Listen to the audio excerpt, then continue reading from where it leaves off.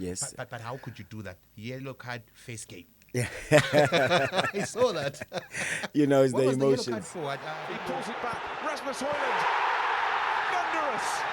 It's an absolute net. Hello, Dumelang, Sanbonani, and welcome to the Diski preview show. My name is yours truly, Mr. E, and I'm joined in the studio by our special guest today for the second week running, ladies and gentlemen.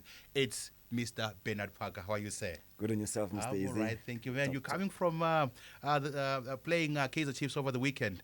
Yes, I'm now in the first team Yeah, I noticed as that. an assistant coach. Yes. But how could you do that? Yellow card, face game. Yeah. I saw that.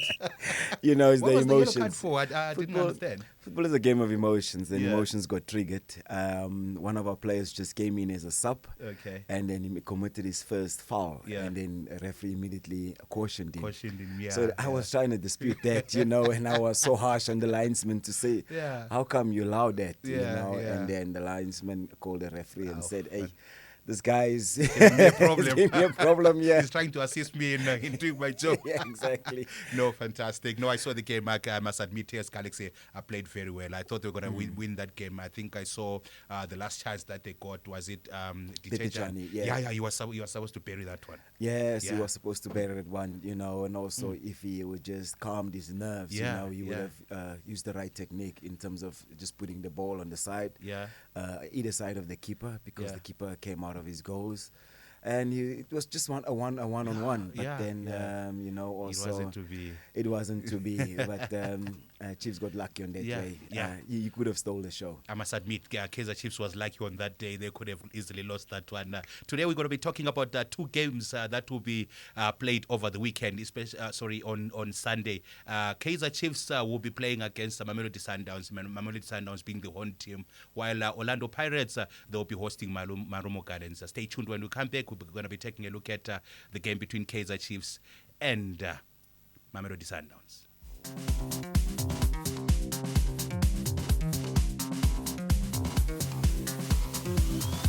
He pulls it back. Rasmus Højlund. Thunderous. It's an absolute net buster. We are still watching the Diski preview show as we continue the conversation in the Nedbank Cup Semi-Finals. And the coach here, Mr. Bernard Parker, he's going to give us his thoughts about the game between Mamelodi Sundowns being the home side versus Kaizer Chiefs. Over the weekend, you played against Kaizer Chiefs. Yeah. And I must say, TS Galaxy played very well. Now, Kaizer Chiefs will have to focus on Mamelodi Sundowns. What's your take on that? Yeah, it's going to be a very, very tough encounter for both teams. Yeah. Mamelodi Sundowns having a hectic schedule. Yeah. At the same time, they have to rotate their squad. Yeah, So it's also important that they do rotate the squad, but in the right manner as well, in terms of the combinations within the players. Yeah. And for Kaizer Chiefs as well, since they haven't had a loss, Yeah. a win. A win. They a haven't win. had a win. I think the last win was about yeah. a month back, and Yes. it's not looking good for Kaizer Chiefs. And if you look at the upcoming game versus Mamelodi Sundowns, you all Yes. know Mamelodi Sundowns is a very good team. It's going to be difficult. Yes, it will be a mountain to climb for Yeah. Kaizer Chiefs, since they haven't won a game. They won a game Yeah. in their last 4 matches. And that is quite worrying as well. And also that is a sign that their confidence is down. Confidence is below par. So I almost it's thought you were going to say it's a sign that Nabi must go. I know Yeah, Mr. Navi is pleading for more patience, but results is to come for Chiefs, and it's up to them with the plan that they come up and how will they execute that plan against the mighty Mamelodi Sundowns. But then Sundowns wants to win the cup by all means, knowing that in their minds they've already clinched the league, and there's 2 cups to play for, which is the Nedbank Cup and the CAF Champions League Cup. So they would want to put this one behind them as quick as possible in terms of getting the job done on the day. So it's going to be a very, very tough encounter. Maybe a highly tactical one, but it will be a very, very tough encounter. Yeah. We all know that Kaizer Chiefs normally rises to the occasion when they play up against big teams. But yes. we saw the game over the weekend. I think Kaizer Chiefs lost. They missed a lot of chances. Yeah. They could have easily wrapped the game against TS Galaxy in the first half. I think maybe 4 chances they missed. Yeah, with Kaizer Chiefs, they've been lacking that cutting edge, Yeah. and also they've also been lacking the ruthlessness Ruthlessness, in terms of being in front of goal. Yeah. And also defensive as well. They're not as much as being ruthless in their defense. Yeah. And they are very good in terms of their creativity. That Yeah. I must give them kudos to. Yeah. But coming to finishing the chances they create, they need to really improve on that. Yeah. And if they do improve on that, there will be more chances for them winning matches. Yeah. So there is a department where they need to a little bit polish and look back at if they want to win this Nedbank Cup Semi-Final. Yeah. And you never know what can happen in the final. Yeah. So it will be a nerve-wracking game at the same time for them, knowing that it is another chance for Chiefs, you know, to get into in the final. 10 years. Is it 10 or 11 years now? Over 10 years. Over Let's 10 just say years. over 10 years. You know, it is another Yeah. chance, and they are closer to getting that cup. So Yeah. it will be a nerve-wracking game at the same time on Chiefs' end. Yeah. But for Sundowns, they are in high spirits. It's just for them to have the right mental levels on the day. Yeah. From a coach's perspective, if you were the coach for Kaizer Chiefs, where would you start to fix Kaizer Chiefs? Because I think if you look at the past 2 games, they've lost points Yes. due to defensive errors. I think versus Golden Arrows and then versus TS Galaxy, we saw Dove. Yeah, Dove. He scored a spectacular goal there. Yeah. I think this your strikers for TS Galaxy must have been envious of that header.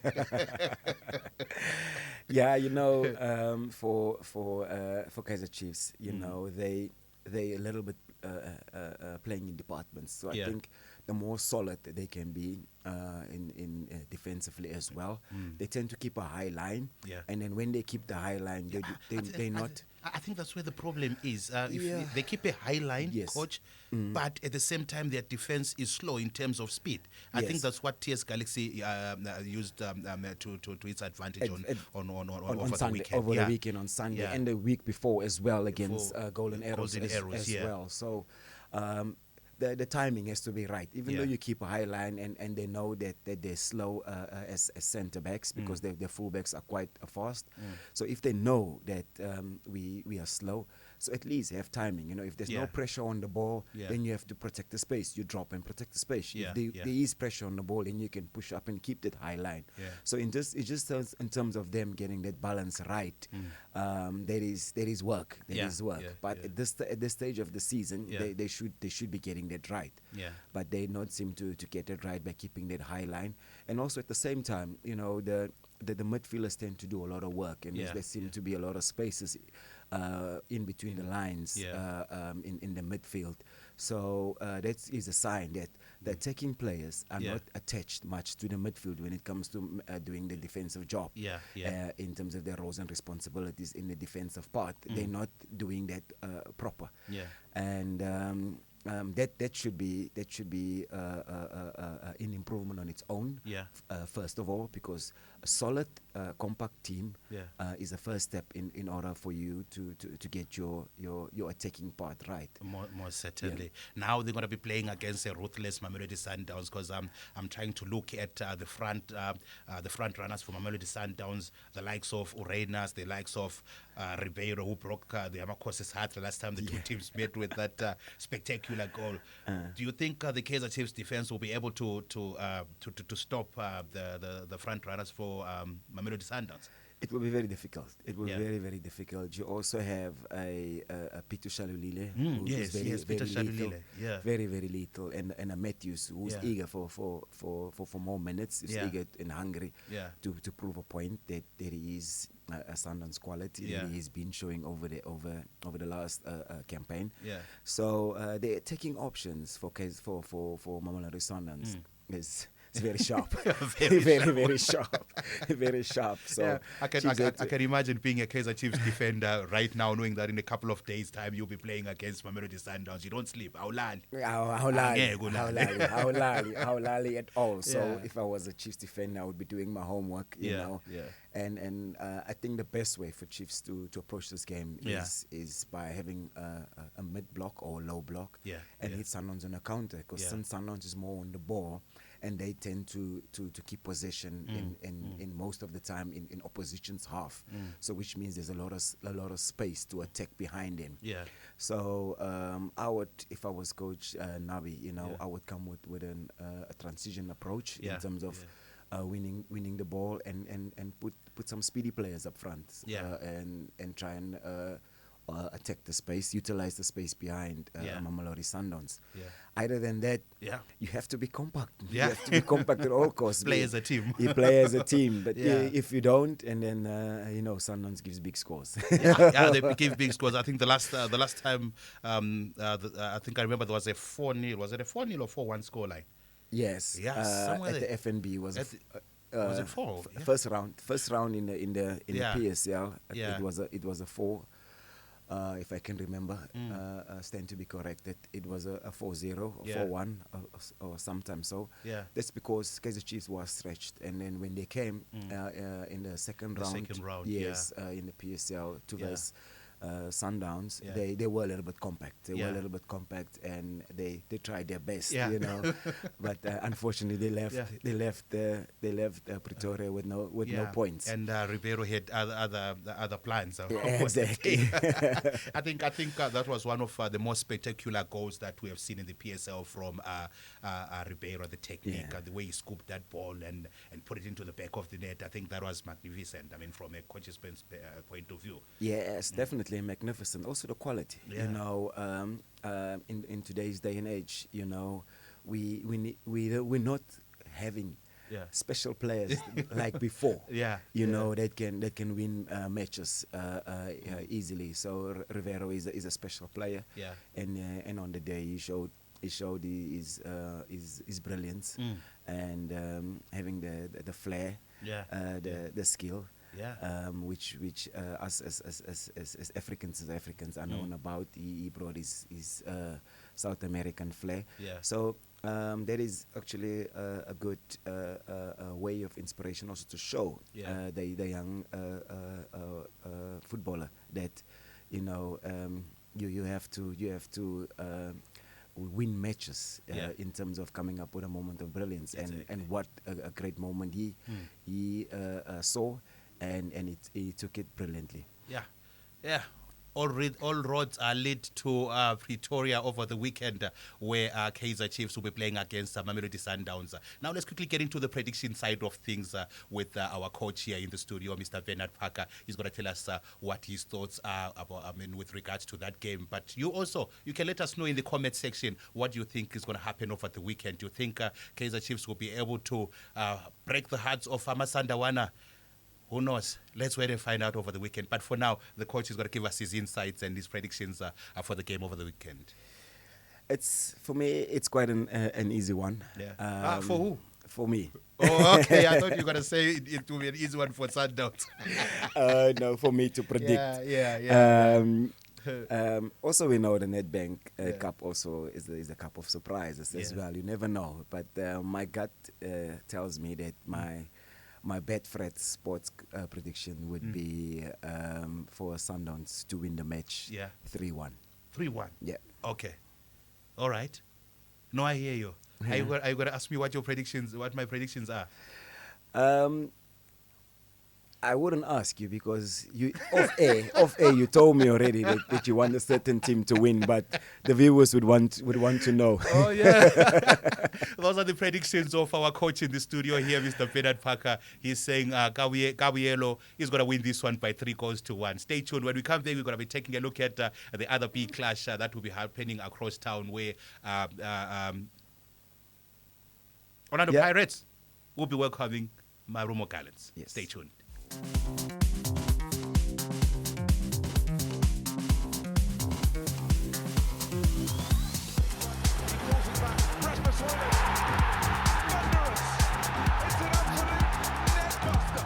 still watching the Diski preview show as we continue the conversation on the Nedbank Cup semi-finals that will be taking place over the weekend. Now we're going to take a look at the second featured game. It's Orlando Pirates, Amabagania. They will be playing against Marumo Gallants.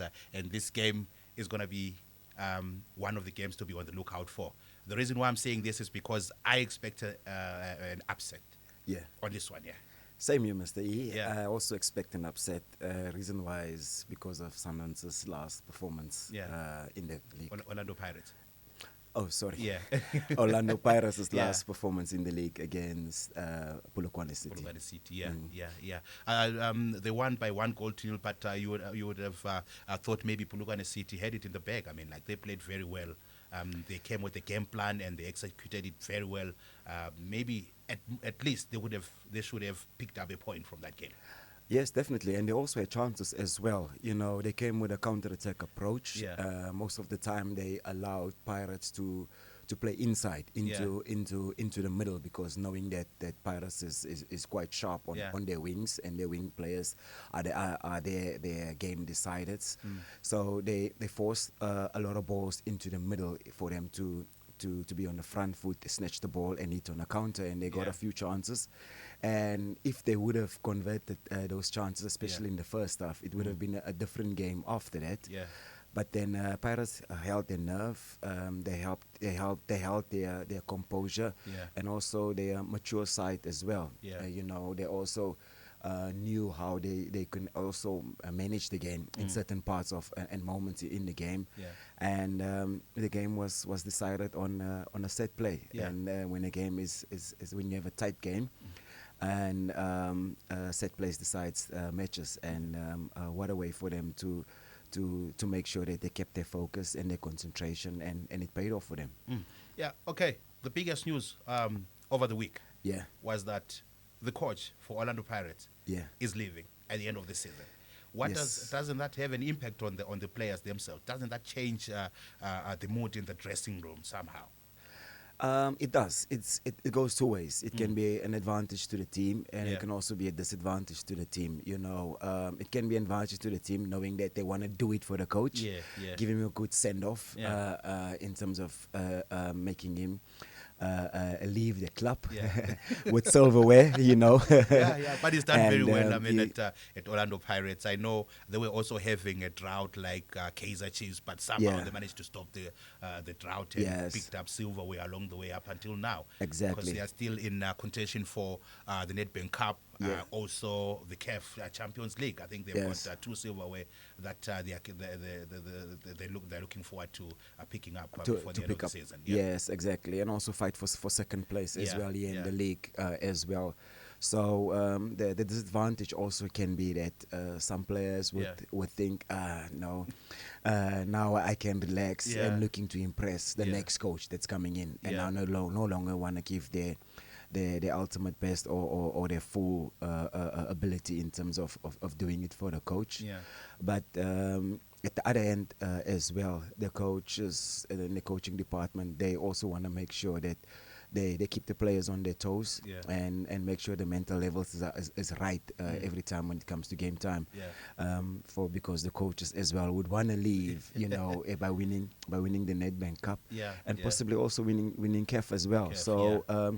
It's an exciting time, an exciting moment for the club, and also an exciting moment for the fans, for us as the fans as well. Anticipating who will be coming in next to take over the reins at Pirates. But meanwhile, let's enjoy the football. Let's enjoy the entertainment and see what Orlando Pirates still has to give for us in their final lap of the season. Yeah, most certainly it does promise to be a thrilling encounter when they play against Marumo Gallants. And I can tell you right now, Marumo Gallants would like to emulate what Mogomosi did. That's why when we started the show, or rather when we started talking about this game here, I said I expect an upset here. And the other factor being that Orlando Pirates is going to come into this game after playing against MC Alga, which means they're going to be tired. And then Marumo Gallants can take advantage of that. Yes, they have to take advantage of that as well. at the same time that they will be fresher. Yeah. At the same time is that they've got nothing to lose. Yeah, yeah. You know, they've got everything to give Yeah, and throw nothing to everything in. lose. So Sink and everything. exactly. Yeah. And you know, under the new leadership at Marumo Gallants, Yeah. I've seen that their structures is a little bit more solid. Their defensive part of their game is a little bit more compact. Yeah. So that it is a plus. Yeah. And it would find Orlando Pirates to break that. It would find it hard for Orlando Pirates to break down their defense. Yeah, yeah. Meanwhile, Marumo Gallants are just rubbing their hands, Yeah, you know, and waiting for this encounter to come, because Yeah. winning this encounter for them will make headlines. And Yeah. you know, when you get into the final, anything happens. Yeah, most certainly it's going to be a big one over the weekend. Now let's quickly get into the prediction side of things. Maybe let's start off with the game that we spoke about today. We just want to know who's going to meet, which two teams are going to play in the final. Already you said Mamelodi Sundowns going to win by 3-1, beating Kaizer Chiefs. Yes. What about Orlando Pirates and Marumo Gallants? This one I would give my Betfred predictions Yeah. for Marumo Gallants to win this one on penalties. Yeah. I think it would be a 0-0 draw Within the 90 minutes. Within the 90 minutes. Yeah. Within the 120 minutes. Oh, 120 minutes. Yes, Yes. And then for Marumo to win it on penalties. Oh, fantastic. Those are the predictions from our coach, who is our special guest today on the Diski preview show. He's saying Mamelodi Sundowns will meet Marumo Gallants in the Nedbank final. What are your thoughts? Do you have any comments? What do you think is going to happen over the weekend? Let us know in the comments section. Thank you very much for tuning in to this episode of the Diski preview show. My name is yours truly, Mr. E and Mr. Bernard Parker. It's a great run. He pulls it back. Rasmus Højlund. Thunderous. It's an absolute net buster. Rasmus